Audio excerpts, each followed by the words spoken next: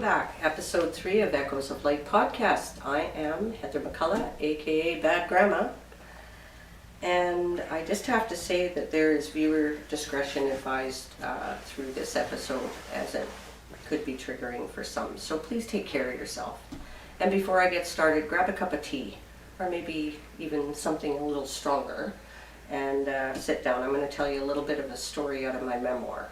So in sharing my own story, I'm hoping to help others, and this is why I wrote the book in the first place, Beneath Her Silence, available on Amazon. My abuse started when I was 2, coming 3 years old, sadly. So to start, it was hard growing up on Heather's Mountain. Definitely not a Walton's Mountain story. Definitely not a Little House in the Prairie story. None of these even matched my life. I actually even wondered where I came from and what kind of family I had, so sorted it out on the way, but it was a long road, so let me just get started with the first part of it. We were left alone a lot. My mother had her first husband leave her. She ended up marrying my stepfather, and she was also very ill a lot, so leaving us alone with our abuser quite a bit. She had ulcers, she worried a lot, in and out of hospitals. We were a bit disheveled, not looked after very well at all. And also, this made myself very accessible to my abuser.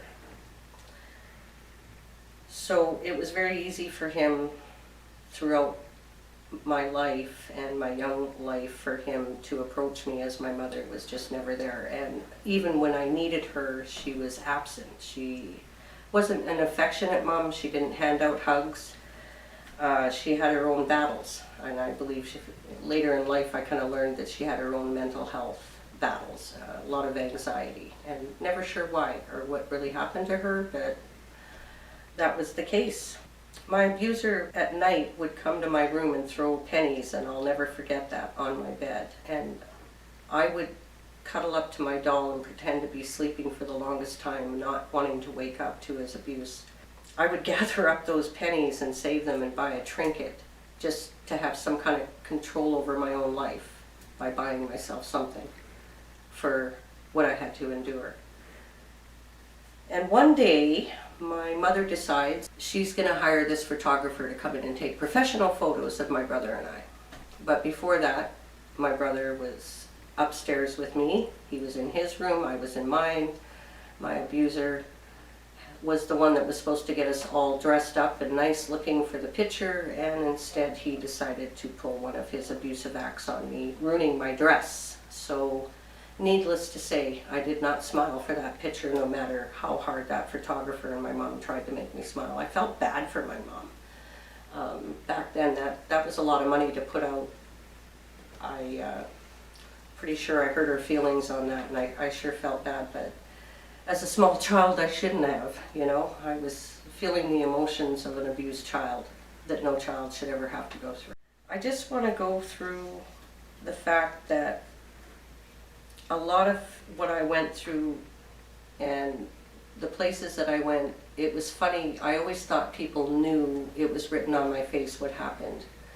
I was ashamed. I felt bad about myself, and I thought for sure people knew about it. Not a word was said. And if they did know, nobody said anything. And nobody ever said anything back then. Back then you didn't air your dirty laundry. You kept everything hush-hush quiet. My mother had friends. I'd stay overnight at their friends. I was sure they knew what was going on.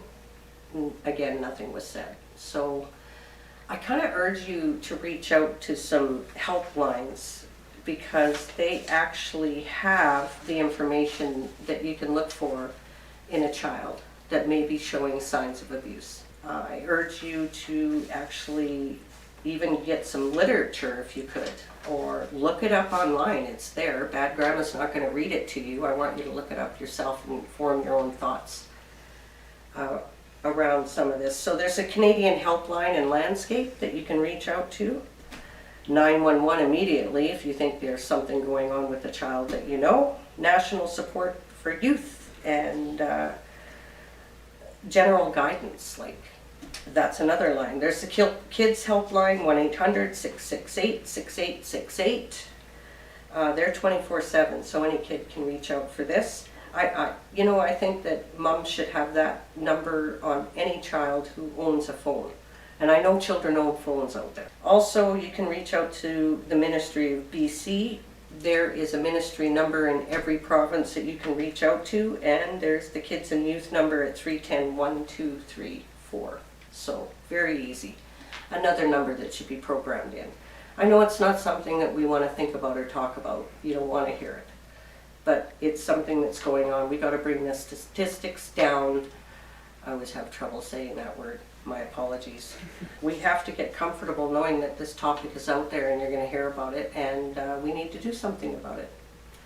So stay tuned. Again, if you want to come on my podcast, please email me at heather.echoesoflight@gmail.com.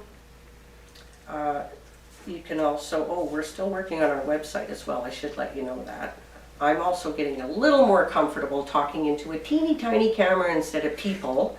I was telling my cameraman, I said the most technology I ever had to really work on when I was a child was an Atari game called Pong, where you watch the ball go back and forth. And you can control it with your little sliders, and if you got really good, you can go really fast. That was annoying for my attention span for 5 minutes. So yeah, please stay tuned into our next podcast. We have much more work to do. We need to get up and stand up as a movement and come together as Canadian citizens to stop the numbers and keep the numbers going down, not up. Let's work together. So again, I'm Heather McCullough. 5 hugs a day. Play nice with others.